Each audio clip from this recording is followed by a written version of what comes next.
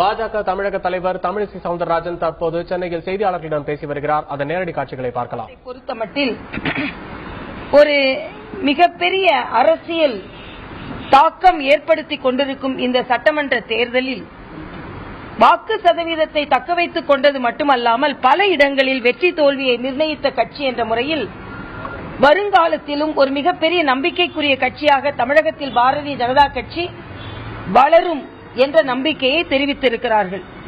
அது மட்டுமல்ல, எதிர்க்கட்சிகள் சகோதரர் இளங்கோவன் அவர்கள் இன்று கூட என்னை வசைபாடி இருக்கிறார். அதை பற்றி எனக்கு கவலை இல்லை. தமிழிசை என்ற ஒரு நல்ல பெயரை வசை என்று சொன்னால் அதை பற்றியும் எனக்கு கவலை இல்லை. ஆனால் அவர் இப்படி வசைபாடிக்கொண்டே இருக்க முடியாது. அது தமிழக முதல்வராக இருக்கட்டும், கவர்னராக இருக்கட்டும், தமிழக பாரதிய ஜனதா கட்சி தலைவராக இருக்கட்டும், பெண் தலைவர்களாக இருக்கட்டும், மரியாதைக்குரிய பிரதமர் மோடியாக இருக்கட்டும், மிக மிக மிக மோசமாக விமர்சித்து வருகிறார். இதை கண்டிக்கும் வகையில் எங்களது மாநில இளைஞரணி சார்பில் நாளைய தினம் 10 மணிக்கு ஆர்ப்பாட்டம் நடைபெற இருக்கிறது. மாநில இளைஞரணி சார்பில் இந்த ஆர்ப்பாட்டம் நடைபெற இருக்கிறது. இதில் சற்று சிறப்பு விருந்தினராக மாநில தலைவராகிய நான் கலந்து கொள்கிறேன். அவரை எதிர்த்து ஆர்ப்பாட்டம் எல்லாம் பண்ண வேண்டிய அவசியம் இல்லை. ஆனால் தொடர்ந்து பாரத பிரதமர் அவர்களை தரக்குறைவாக பேசுவது மட்டுமல்லாமல் அவர் நல்ல மனதோடு ஒரு வாழ்த்து செய்தியை சொன்னதை கூட அரசியலாக்கி கொண்டிருக்கிறார் இளங்கோவன் அவர்கள். அதனால் அவரை கண்டித்து நாளை தினம் இளைஞர் அணியினர் ஆர்ப்பாட்டம் நடத்துகிறார்கள். எங்களது தேசிய செயற்குழு 12, 13 தேதிகளில் நடைபெறுகிறது. 14ஆம் தேதி தமிழக முதல்வர் அவர்கள் மரியாதைக்குரிய பாரத பிரதமர் அவர்களை சந்திக்கிறார்கள். தமிழகத்தில் பல வளர்ச்சி திட்டங்கள் கொண்டு வருவதற்காகவும் தமிழகத்தின் பிரச்சனைகளை எடுத்து கூறுவதற்காகவும் ஒரு வளர்ச்சி அடைந்த தமிழகமாக தமிழகம் மாறுவதற்கான சூழ்நிலை ஏற்பட்டிருக்கிறது என்றே நான் நினைக்கிறேன். ஒரு ஆக்கப்பூர்வமான அரசியலை பாரதிய ஜனதா கட்சி முன்னிறுத்த விரும்புகிறது. அதனால் மரியாதைக்குரிய தமிழக முதல்வர் அவர்கள் 14ஆம் தேதி எப்படி பாரத பிரதமர் அவர்களை சந்திக்கிறார்களோ அதே போல இந்த தேர்தலில் வெற்றி பெற்றால் தமிழகத்திற்கு என்ற பல திட்டங்களை தமிழக பாரதிய ஜனதா கட்சி வியூகம் வகுத்து வைத்திருந்தோம். தமிழகத்திற்கு பல நல்ல திட்டங்களை கொண்டு வர வேண்டும் என்று நாங்கள் நினைத்திருந்தோம். அது மட்டுமல்ல, சமீபத்தில் நான் சிங்கப்பூர் சென்றிருந்தேன். இந்த தமிழ்நாட்டை சிங்கப்பூர் ஆக்குவோம் என்று பலமுறை சொல்லி வாக்கு பெற்று வெற்றி பெற்றவர்கள் தமிழகத்தை சிங்கப்பூராக ஆக்கினார்களோ இல்லையோ தமிழகத்தை தமிழகமாக கூட வளர்ச்சி அடைய விடவில்லை. அதனால் அங்கே பல திட்டங்கள், மழை திடீரென்று வந்தால் எந்த அளவிற்கு அவர்கள் வடிகாலை ஏற்படுத்தி இருக்கிறார்கள், எப்படி இயற்கை வளத்தை குறிப்பாக தோட்டக்கலையை அலங்காரத்திற்கு மட்டுமல்ல மழை நீரை சேமிப்பதற்கும் மழை நீரை வடியச் செய்வதற்கும் அவர்கள் எந்த அளவிற்கு அதை பயன்படுத்தி இருக்கிறார்கள் என்ற திட்ட வரைவை எல்லாம் நான் தெரிந்து கொண்டு வந்திருக்கிறேன். இது புதிதானது அல்ல.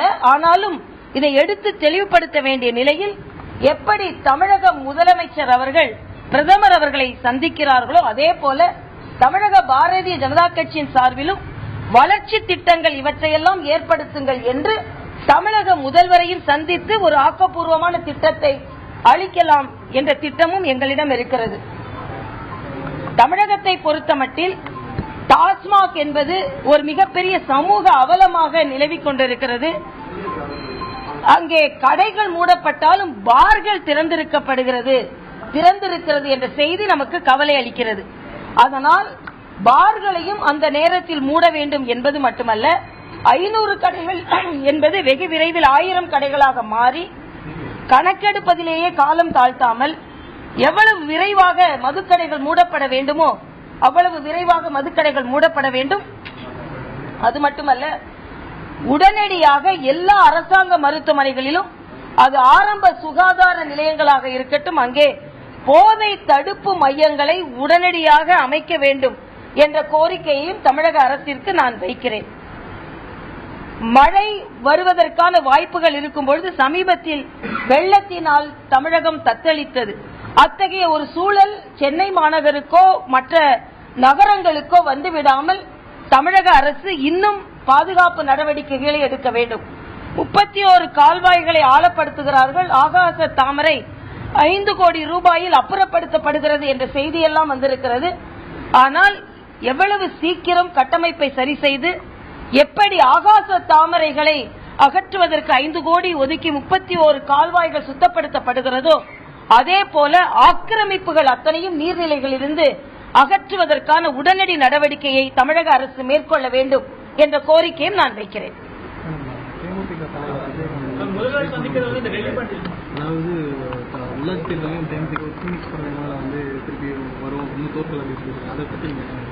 அதாவது சகோதரர் விஜயகாந்த் அவர்களின் கருத்தை நானும் பார்த்தேன்.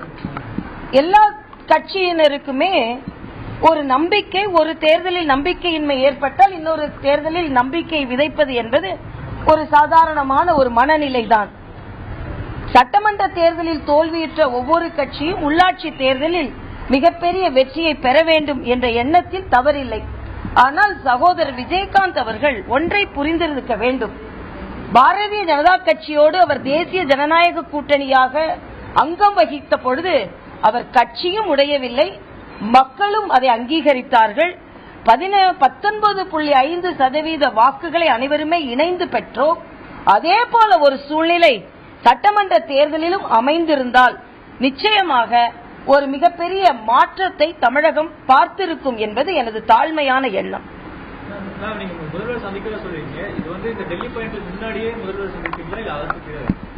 உடனடி தேவை என்றில்லை, முதல்வர் சென்று சந்தித்துவிட்டு வர வேண்டும். இப்பொழுது ஒரு திட்ட அறிக்கை நாங்கள் தயார் செய்து வைத்திருக்கிறேன். முதல்வரிடம் இன்னும் நேரம் கேட்க வேண்டும். நேரம் கேட்டுவிட்டு, ஏனென்றால் ஒரு ஆரோக்கியமான அரசியலை நோக்கி தமிழகம் செல்ல வேண்டும் என்பது மட்டுமல்ல, ஒரு வளர்ச்சியை நோக்கி தமிழகம் செல்ல வேண்டும். ஏனென்றால் வளர்ச்சி என்று வரும்பொழுது அங்கே அதிக ஆதரவு பெருகும்.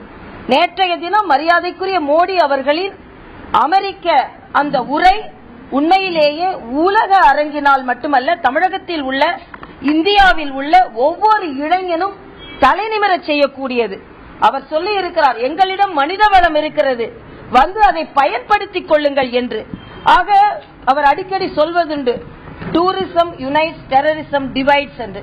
நேற்று அந்த தீவிரவாதத்தை பற்றி கடுமையாக பேசியிருக்கிறார். ஆக மோடி போன்ற ஒரு நல்ல பிரதமர் அமைச்சரின் கீழ் பல நல்ல திட்டங்கள் இந்த நாட்டிற்கு அமல்படுத்தப்பட்டு வருகிறது.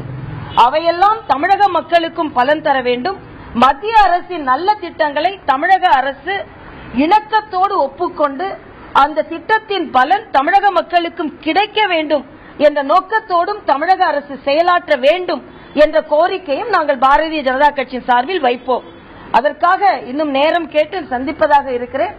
திட்ட வரைவு, சிங்கப்பூரில் உள்ள சில நல்ல திட்டங்களை நான் எடுத்து வந்திருக்கிறேன், அவற்றையெல்லாம் சென்று கொடுக்கலாம் என்ற எண்ணம் என்னிடம் இருக்கிறது.